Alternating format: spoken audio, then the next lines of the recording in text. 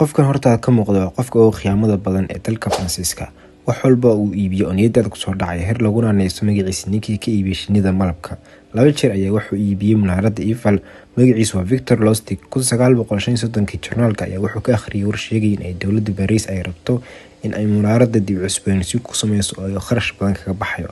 markaas munaaradda burbur ayaa ka muuqday fikrad fiican ayaa ku soo dhacday wuxuu u sameeyay warqad buga oo isaga dhigay mas'uul ka tirsan dawladda inuu yahay warqadii waxa uu la tagay taajiriinta Paris wuxuu ka dhaadhiciyay in ay dawladdu rabto in ay iibso munaaradda intaas waxa uu raacay heshiis ka noqda sir taajiriintii lacagta intuu ka qaatay ayaa waxa orday dhankaas Austria waqti markay ka soo wareegtay uu soo laabtay isla sidii oo kale taajiriin kale ayaa haddana munaaradda ka iibiyay ninkan khiyaamo badan ayuu soo sameeyay waxa kamid ah ugu caansan sanduuq uu ku sheegay inuu yahay sanduuq lacag sameynaya dadkan wuxuu kaga iibinayay sanduuqaas midkiiba 30,000 ugu dambeyntii waa la soo qabtay ninkan 1943 waxaana lagu tuuray jareesha adduunka ka ugu xun oo magaciisa la dhaho Altractix jalkaas waxa ku dhintay 1943 waxaad ahayd qoftaan doonba ka eegto jacaylkay qaas wax walbana aanu sheegto wanaagu la taliso xumaan iga reebto